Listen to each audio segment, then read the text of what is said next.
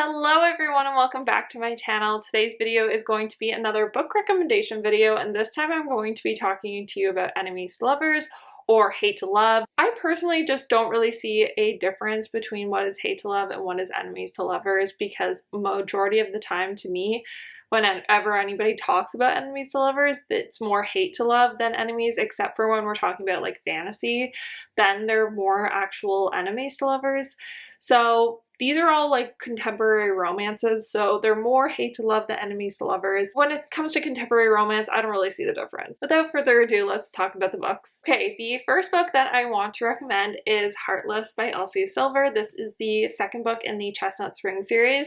I love this series, and this is by far my favorite book. Actually, not by far. Reckless is a close second, but like, I love this book. This is my favorite. This one follows Cade and Willa. Willa is the best friend of Summer from the first book, and Cade is the brother of Rhett from the first book. He is a single dad. The mom sort of left, like she just like did not, she like dipped from the family completely. She didn't want to be living like on the ranch in that lifestyle, and she decided to give up her child and Cade along with that.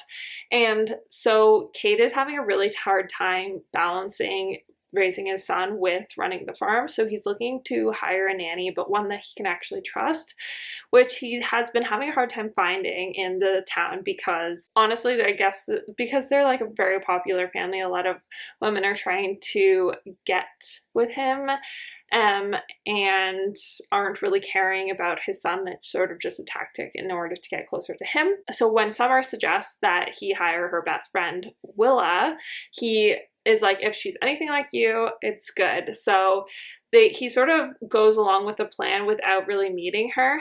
And when they do meet, they immediately butt heads. Cade is so rude to her, and Willa is like this ball of sunshine, and he just thinks she's irresponsible, and she quickly proves him wrong. She's like a big little kid, like she's got the little kid energy, which means his son absolutely loves her. And he starts to see that although she is like childish a little bit, she is so strong and she is such a great person. So it is definitely like a little bit of hate to love at the beginning. They definitely butt heads a lot at the beginning, but it's sort of masking a sexual tension that's underneath the whole time. And it is so good. The banter in this book, A+. The banter in all of Elsie Silver's books, A+, but especially this one, I love it. Okay, the next one that I have to recommend is All Roads Lead Here by Mariana Zapata. This one is about, so the female main character is moving back to her hometown after a very bad breakup, and like things are just sort of going wrong for her in her life. So she finds this Airbnb that is getting someone is renting out above their garage, and she doesn't have a ton of money, so this is absolutely perfect for her while she's just figuring out what she's going to do next. It's also the last place she saw her mom, so she sort of just wants to be close to that comfort of her mom and maybe solve the mystery of where her mom went, even though she has a good idea. It turns out that the Airbnb that she's renting from, the son was renting it out as some extra cash, and the dad had no idea, and he comes back and sees her on his property, and he's like, "What are you doing here?" And he's like, "You have to leave," but she really has nowhere else to go because it's a very small town. There's not a ton of Airbnbs or anything renting out, especially not within her price range. So she sort of convinces him to let her stay, but they immediately are clashing, and she's just like, I'm trying to find a place to stay, just like give me a couple more days. And eventually he lets her stay for a longer period of time, but he still just doesn't really get along with her. It's very much Grumpy Sunshine, just sort of like the last book, where he is just very like rough with her, and she's just trying to be a very good house tenant. And obviously like things change and they like grow this really big bond. Mariana Zapata is known for her slow burn, and this is no exception. I'm pretty sure like it's not until like 80% of the way that they even kiss, because I remember reading this book and being like, the tension, like the hugs were being like, I was like, whoa, they just hugged. That's how slow burn and how angsty and it was. And the enemies thing doesn't last that long. It is more hate to love again, but they do really clash at the beginning. So I'm still putting it in the enemies to lovers category. The next book that I have to recommend is Better Than the Movies by Lynn Painter. This one is definitely more enemies to lovers to me. It's more actually academic, like rivalry to lovers. The two characters basically grow up together, and this follows them in their last year of high school. They're constantly fighting over the best parking spot in their little block. Otherwise, they have to walk, and sometimes it's raining and things like that, and it's just easier to park in this one spot, so they're constantly fighting over it.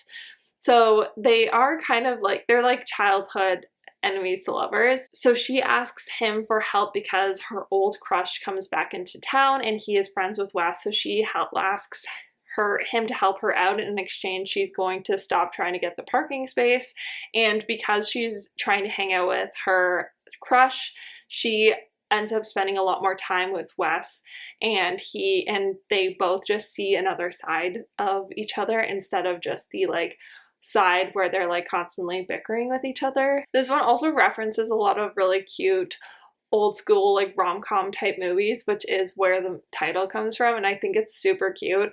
This book is just really cute. It's really like nice, wholesome, cute read. There are some heavier topics in it, but for the most part, it's just like a really cute read, and it just feels like a warm hug. The next book I have to recommend is Things We Never Got Over by Lucy Score. This one follows Knox and Naomi. Knox is like, this again is very grumpy sunshine. I think that a lot of times when I'm thinking enemies to lovers, it's also like grumpy sunshine a lot of times. So Naomi comes into town after getting a text from her twin sister asking for help, and it's funny because like right away she's getting into sort of enemies to lovers with Knox, because she walks into a cafe where she sees her own face and it says barred, like not allowed in kind of thing, and she has to try and convince the barista that she is not her twin sister. So that's why there's a picture of her, because they're identical twins. And Knox comes in and he's trying to get her to go out of there too, because he's like, you're not allowed in here. So that's the beginning, like first scene. It's really funny. And then she finds out that her sister left her niece in her charge, so her sister's daughter, and just like skip town. So now Naomi has to stick around and look after her niece.